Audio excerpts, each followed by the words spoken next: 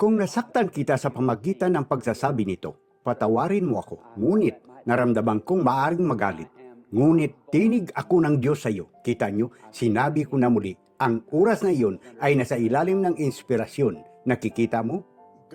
Magandang umaga mula sa Jeffersonville, December 13, 2025. Narinig ko ang napakaraming mga kalalakihan na sumigaw sa kanilang mga pulpito na ang kapatid na si Branham ay hindi naniwala sa mga tape charts at ang parehong mga pastor ay sumipa sa kanilang mga simbahan, mga taong pinag-uusapan at naririnig ang mga tape ng kapatid na si Branham. Iyon ay nagpapakita ng mga pastor na hindi nakikinig sa mga tape mismo. Makinig sa sinabi ng propeta tungkol sa home tape charts ni Rahab sa Jericho sa Biblia. Ang mga kasama na ito ay pumasok doon, ang mga mensahero na ito, at nahuli ang mga nauna ng binhi na naniniwala. Ginamit niya ang kanyang bahay para sa isang simbahan upang matanggap ang mga mensahero na ito. Hindi nila ito papayagan sa kanilang mga simbahan. Hindi, Ginoo. Kita nyo? Hindi kanila papayagan. Sinipa kanila kung may sasabihin ka tungkol dito. O, kita mo? Nakuha nila ang lahat sa kanyang lungsod. Naniniwala yon sa ilalim ng token. Iyon mismo ang mga mahusay na gawin natin ngayon. Narinig mo ba ang sinabi niya? Iyon mismo ang mas mahusay na gawin natin ngayon. Ngunit kabilang ako sa isang mahusay na simbahan at may isang napakagandang inspiradong pastor. Babala, maraming tao ang nag-iisip ngayon dahil kabilang ako sa simbahan. Ako, ligtas na ligtas. Huwag kang maniwala sa gayong bagay na walang kapararakan. Napansin mo ba na ang mensahe ni Brother Joseph Sanobia sa buong mundo ay napakasimple? Ang kanyang mensahe ay upang maibalik tayo, mga anak sa pananampalataya ng ating mga ama, pabalik sa mensahero ng Malakias Kapitulo 4, versikulo 5, ang anak ng tao ay ipinahayag sa isang anak ng tao, si William Marion Branham. Ngayon, narito ang sulat ng mga agila na nagtitipon sa sulat mula sa www.branhamtabernacle.org. Minamahal na perpektong nobya, hindi lamang ito basta pagkukunwari, mga kaibigan. Ito ang ganito ang sabi ng Panginoon, ang kasulatan. Gusto ng bawat Kristiyano na maging nobya. Ngunit alam natin na ang kanyang nobya ay ilan lamang sa mga piling tao.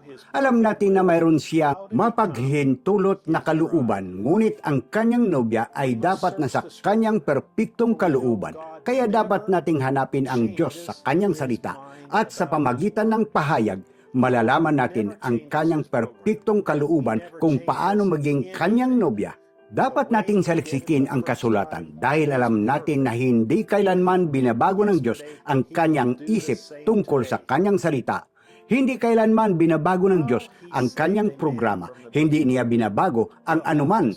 Ang paraan ng paggawa niya nito noong unang pagkakataon ay perpekto. Ang ginawa niya kahapon ay gagawin niya rin ngayon.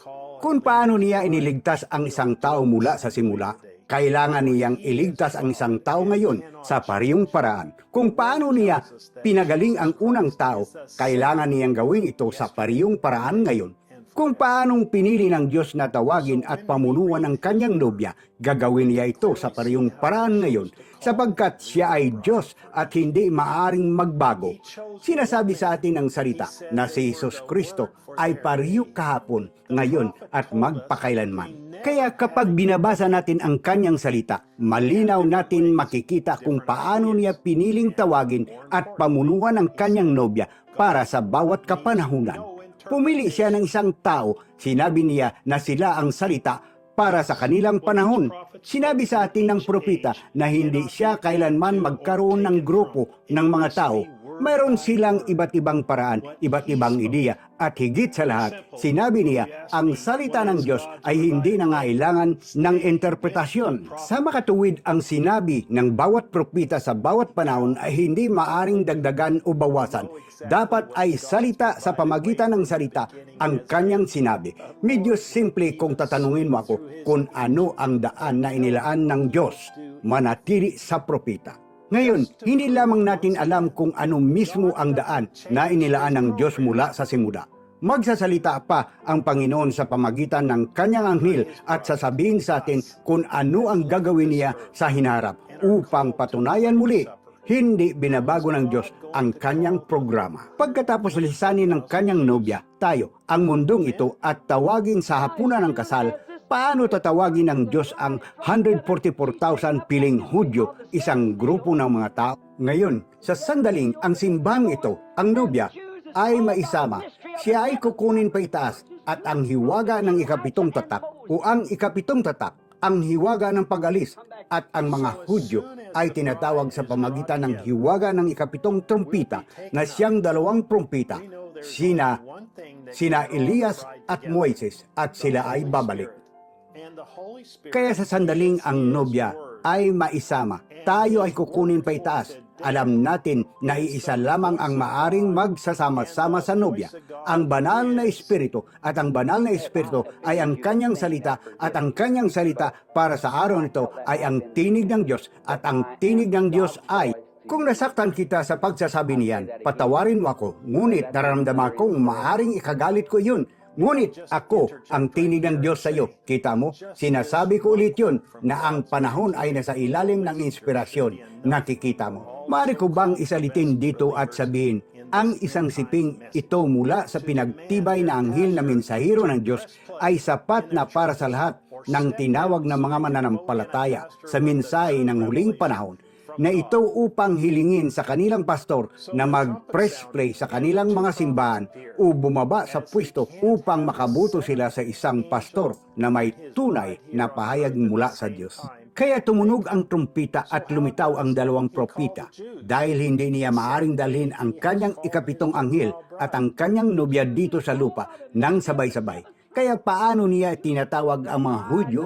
Sa parihong paraan ng pagtawag niya sa kanyang nobyang hintil, at ang mga Hudyo ay tinatawag sa pamagitan ng misteryo ng ikapitong trumpita na dalawang propita.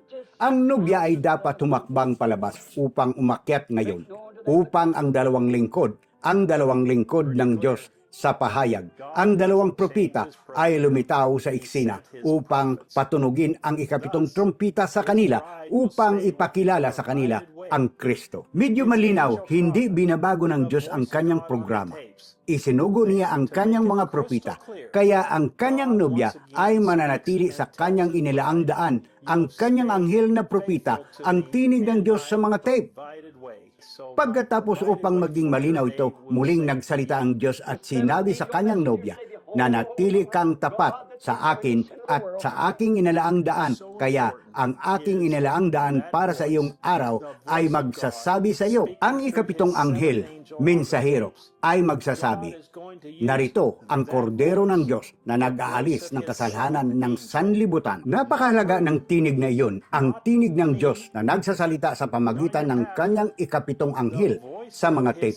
Gagamitin ng Diyos ang tinig na iyon, ang tinig ng kanyang ikapitong anghel, hindi isang grupo, hindi ako, hindi ang iyong pastor, ang tinig ng kanyang ikapitong anghel na sugo upang ipakilala tayo sa kanyang sarili, ang ating Panginoong Hesus Kristo. Kaya alam natin, tayo ang kanyang nobya.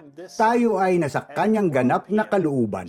Sumusunod tayo sa kanyang programa para sa ngayon sa pamagitan ng pagpipindot ng play. Ang isang bahagi ng kanyang nobya ay magtitipon ngayong linggo, alas 12 ng tanghali, oras sa Jeffersonville, upang makinig sa ating pastor, ang anghel na mensahero ng Diyos, si William Marion Branham, at siya ay magsasalita at magbubunyag sa atin na walang ibang simbahan, walang ibang grupo ng mga tao, simula nang itatag ang mundo, na magkaroon ng pagkakataon, magkakaisa tayo sa pakikinig sa Diyos na direktang nagsasalita sa kanila. Tunay ngang pinagpalang mga tao tayo. Napakasaya natin. Lubos kaming nagpapasalamat. Ang nobya ay nagiging kaisa na kasama ng nobyo.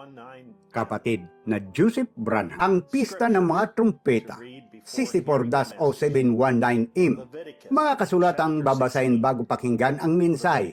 Levitico, Kapitulo 16. Levitico, Kapitulo 23, versikulo 23 hanggang 27. Isaias, Kapitulo 18, versikulo 1 hanggang 3. Isaias, Kapitulo 27, versikulo 12 hanggang 13. Pahayag, Kapitulo 10, versikulo 1 hanggang 7. Pahayag, Kapitulo 9, versikulo 13 hanggang 14. Pahayag, Kapitulo 17, versikulo 8. Inaasahan kong hinikayat kayo ng liham na ito.